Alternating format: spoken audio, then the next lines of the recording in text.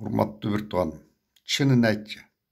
Кыргыз эмне башка улуттардан өтө эле акылдуу же кыйынбы?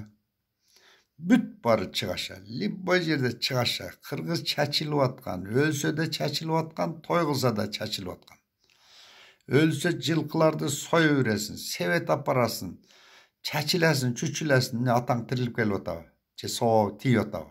Соо тийбейт деп атат го молдолор, же молдолорго ишенбейсиңерби?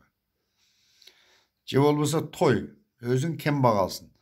Кандай той бересиң, кандай? Хандыкындай той бересиң. Столдун үстүн жык-жыйма кылып, черный икра, красный икрасына чейин коюп, балык, салык, bir белекет селекеттерди аябай коесуң. 30-40 машина менен тиги Загыска деп чыгасың. Ушундай байсың ичинде эле. Ошондой той кылгандын бала чакаңар чындап эле бактылуу жашап кетип атабы? Анан көрө ошончо чыгым кылгандан көрө bir экономичный кылып жаңы үйлөнгөндөргө үй алып бербейсиңби?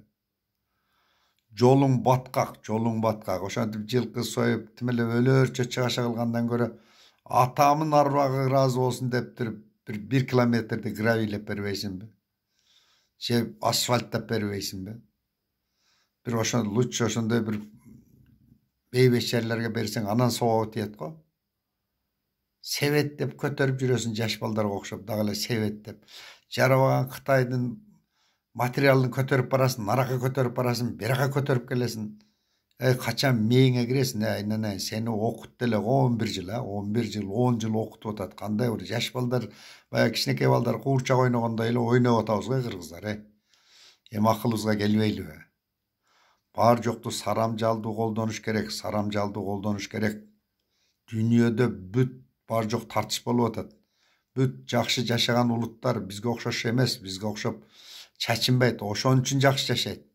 Чачынып алып эле анан кийин президент таап берилип, бол эле бол, өлдүм эле өлдүм, бакпай атасың дейсиңер,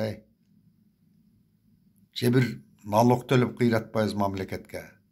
Анан эле бир беле болсо көтөрүлүш кылабыз, революция кылабыз, эмне деген эл болдук? Кичине сарамжалдуу жашап үйрөнөлү да. Кычырап эмгектене да албайбыз, кыргыздар жакшыраак эмгектене да албайбыз, анан чачылганга келгенде эле ушу чыгашага келгенде эле тим эле байбатчы болуп көрүнөбүз го. Акылыбызга келейинчи, кыргыздарым.